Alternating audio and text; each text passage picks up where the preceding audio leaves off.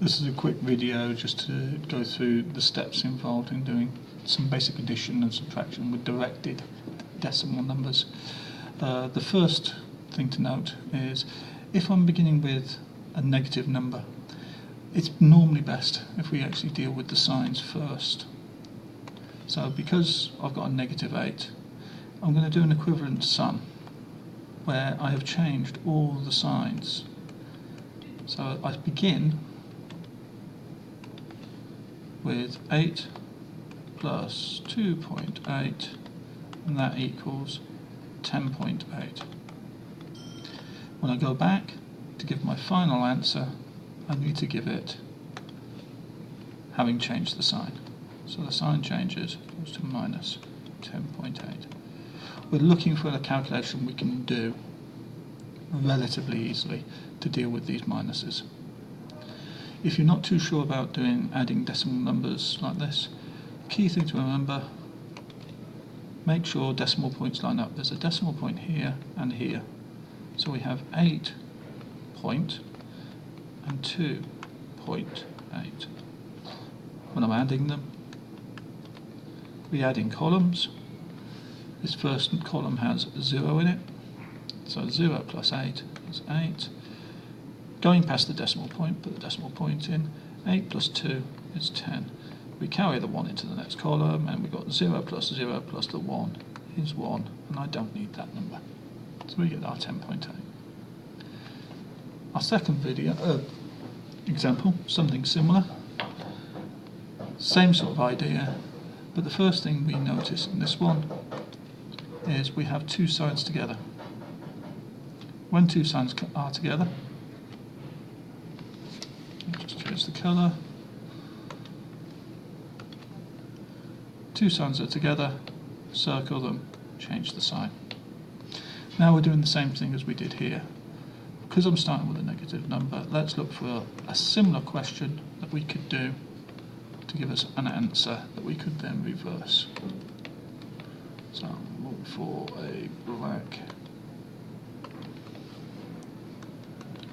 And now we're changing this into blue. So now changing the sum to being 8. This plus changes to a minus 2.8, and it equals. Now this subtraction you may not be able to do quite as easily. We know it's 5 and something because this is about 3. So we know the answer to this is about 8 minus 3, which is 5. To do it accurately, again, do the similar sort of layout. We do our subtraction using a formal method. So 8.0 minus 2.8, and we line it up. Decimal points are lined up, the answer, decimal points lined up, and we start on the right hand side. You can start from this side, but as you work through, you notice that sometimes you have to borrow. So for ease of use and commonality, most people start on this side. 0 minus 8, well 0, we're going to get a negative answer, so we need to borrow from this column. So this is a 10. Some people say pay back here, some people say borrow. As it's more common, I'm going to do a borrow. So we've taken a 1 from here, which now makes this worth 10. 10 minus 8, 2.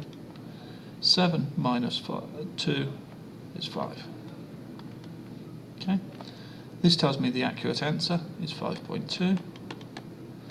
Knew that was there, and as we go up, because we're dealing with the sign, we're now correcting for the sign again, change the sign back to minus 5.2.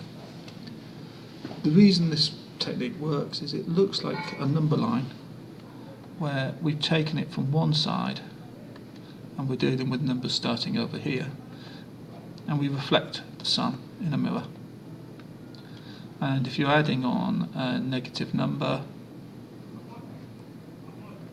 you're going negative, it looks the same as a mirrored increase. So this one says 8 plus 2.8 is starting at 8 and increasing, and my results are going in opposite directions, but they're the same distance. So this calculation is about magnitude. Okay, I will leave it at that point. If you need further examples, get some practice online, then come and see me if there are any issues.